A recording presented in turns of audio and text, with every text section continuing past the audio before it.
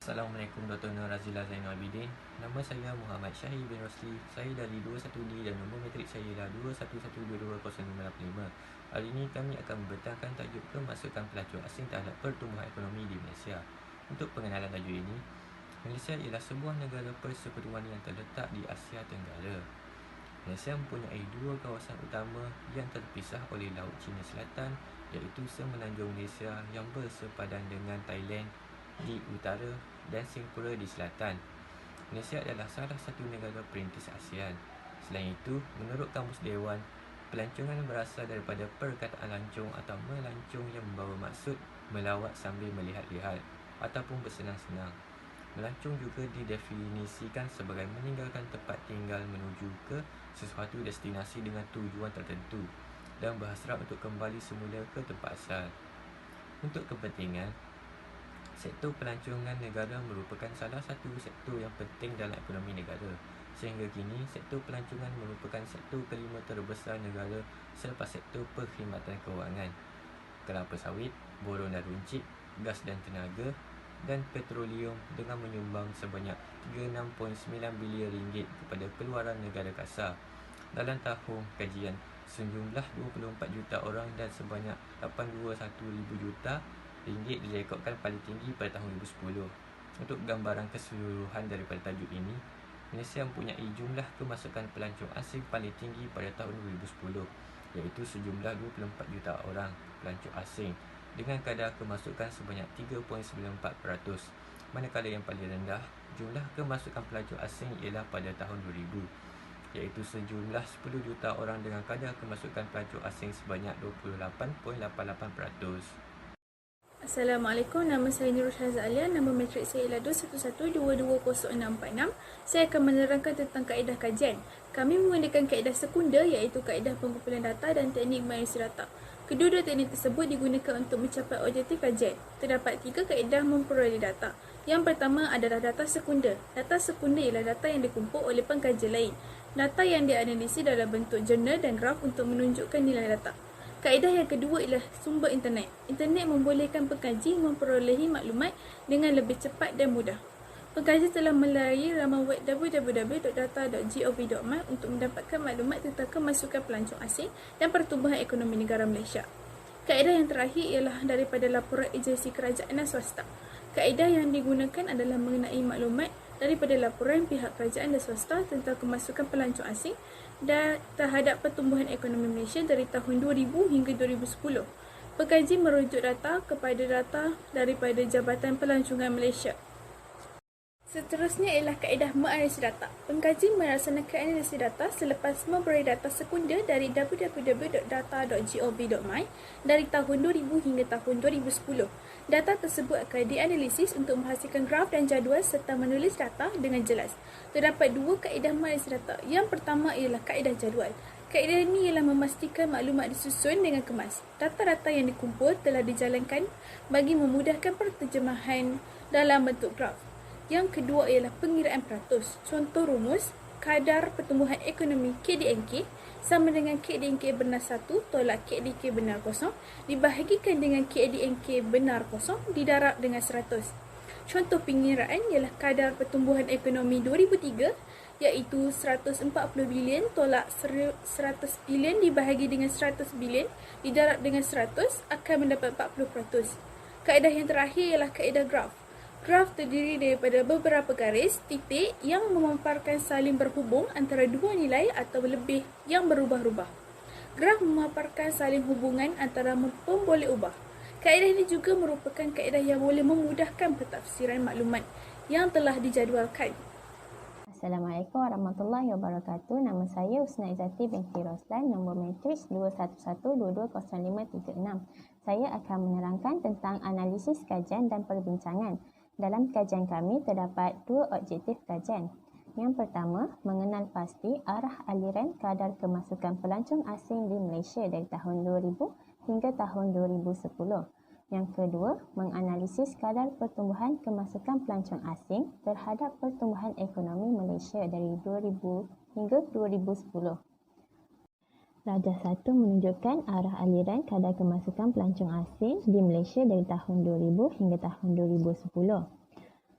Kadar kemasukan pelancong asing menunjukkan penurunan yang berterusan dari tahun 2000 hingga tahun 2003, iaitu pada tahun 2000 mencatatkan 28.88% menurun kepada negatif 20.43%. Kemudian, kadar kemasukan pelancong asing meningkat dengan banyak pada tahun 2004 iaitu 48.47%. Kadar kemasukan pelancong asingnya seterusnya berlaku penurunan semula pada tahun 2000 iaitu sebanyak 4.63%. Pada tahun 2006 pula berlaku peningkatan kepada 6.79%. Pada tahun 2007 juga berlaku peningkatan yang banyak iaitu pada 19.52%. Kemudian pada tahun 2008 berlaku penurunan kepada 5.15%. Pada tahun 2009 pula berlaku peningkatan kepada 7.23%. Dan akhir sekali pada tahun 2010 berlaku penurunan iaitu kepada 3.94%. Kadar kemasukan pelancong asing berlaku peningkatan dan penurunan akibat daripada beberapa faktor. Sebagai contoh, saya ambil pada tahun 2000 hingga 2003 berlaku penurunan yang banyak iaitu dari 4.05% menurun kepada negatif 20.43%. Hal ini kerana ketibaan pelancong terjejas akibat wabak sindrom pernafasan akut yang teruk SARS serta keadaan politik dunia yang tidak menentu.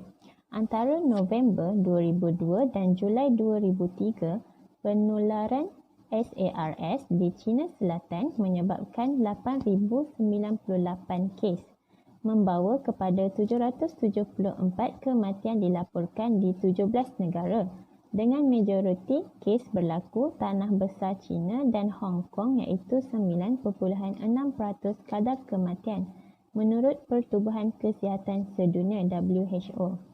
Hal ini menyebabkan pengurangan kemasukan pelancong asing ke Malaysia akibat penularan SARS seluruh dunia.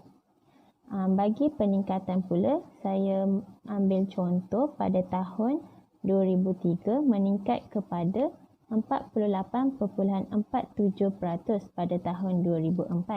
Hal ini kerana dalam tempoh pasca SARS, ketibaan pelancong pulih dengan nyata dengan bilangan pelancong ke negara ini mencapai tahap tertinggi sebanyak 15.7 juta orang pada tahun 2004.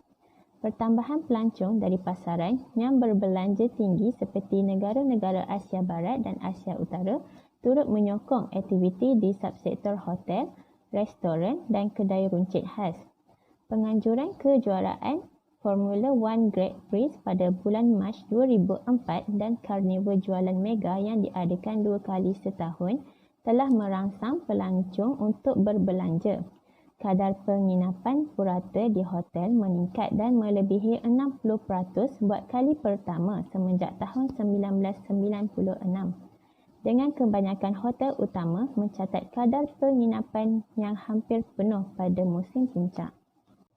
Objektif yang kedua pula ialah menganalisis kadar pertumbuhan kemasukan pelancong asing terhadap pertumbuhan ekonomi Malaysia dari tahun 2000 hingga tahun 2010. Pada tahun 2000, kadar pertumbuhan ekonomi mencatatkan 18.50%, menurun kepada negatif 1.07% pada tahun 2001. Kemudian, kadar pertumbuhan ekonomi menunjukkan peningkatan yang berterusan, iaitu pada tahun 2002 mencatatkan 8.69%, meningkat kepada 14.66% pada tahun 2005. Seterusnya berlaku penurunan pada tahun 2006 iaitu 9.77%. Pada tahun 2007 pula berlaku peningkatan semula iaitu mencatatkan 11.49%. Kemudian meningkat lagi pada tahun 2008 iaitu 15.66%. Seterusnya, berlaku penurunan sebanyak negatif 7.57% pada tahun 2009 dan akhir sekali pada tahun 2010 berlaku peningkatan kepada 15.23%. Kadar pertumbuhan ekonomi berlaku peningkatan dan penurunan akibat daripada beberapa faktor. Sebagai contoh, pada tahun 2009 berlaku penurunan kadar pertumbuhan ekonomi yang tinggi iaitu negatif 7.57%. Hal ini terjadi kerana Malaysia terjejas oleh kemelesetan ekonomi global yang bermula pada suku ketiga 2008 dan berterusan hingga suku pertama 2009. Malaysia mengalami kesan krisis global sepenuhnya pada suku pertama 2009 apabila kemelesetan ekonomi maju yang kian meruncing memburukkan lagi kesan kemerosotan ketara dalam permintaan global terhadap perdagangan, aktiviti pengeluaran dan pelaburan dalam ekonomi domestik. Contoh yang seterusnya, pada tahun 2010 mencatatkan kadar pertumbuhan ekonomi sebanyak 15.23%. Sektor perkhidmatan dianjurkan mencatat pertumbuhan lebih tinggi iaitu sebanyak 4.9% pada tahun 2010 dan kekal sebagai penyumbang utama kepada pertumbuhan KDNK secara keseluruhan. Pertumbuhan sektor ini adalah menyeluruh dengan kebanyakan subsektornya mencatat prestasi yang lebih baik berbanding dengan tahun 2009. Subsektor berkaitan perdagangan dan perkelangan yang terjejas teruk oleh kemerosotan ekonomi pada tahun 2009 dijangka bertambah baik sejajar dengan jangkaan pemulihan ekonomi global. Sementara itu, subsektor yang lebih berorientasikan dalam negeri dijangka mencatat pertumbuhan lebih tinggi hasil daripada permintaan dalam negeri yang bertambah kukuh. Hai, nama saya Nur Adila binti Yatim Rais, nombor matrik 211220604. Bahagian yang ingin saya huraikan ialah kesimpulan dan cadangan. Berdasarkan hasil kajian yang diperoleh, iaitu arah aliran kemasukan pelancong asing di Malaysia dari tahun 2000 hingga tahun 2010 dan kadar pertumbuhan kemasukan pelancong asing terhadap pertumbuhan ekonomi di Malaysia dari tahun 2000 hingga tahun 2010, dapat dirumuskan bahawa ianya tidak konsisten, iaitu turun naik. Antara cadangan untuk meningkatkan kadar kemasukan pelancong asing di Malaysia ialah pihak kerajaan boleh mempromosikan negara kita ke luar negara. Contohnya, pihak berkepentingan boleh menyediakan maklumat atau promosi mengenai destinasi menarik di negara Malaysia. Di samping itu, kerajaan membangunkan dan menyelenggara infrastruktur seperti pengangkutan dan perhubungan. Ini kerana pelancong yang melawat sesebuah negara inginkan keselesaan dan mencari ketenangan. Akhir sekali, kerajaan juga boleh mewujudkan kawasan pelancongan yang bersumberkan keindahan alam sekitar. Sebagai contoh, memelihara kawasan-kawasan semula jadi dan kawasan hutan semula jadi di negara Malaysia. Sekian daripada saya. Terima kasih.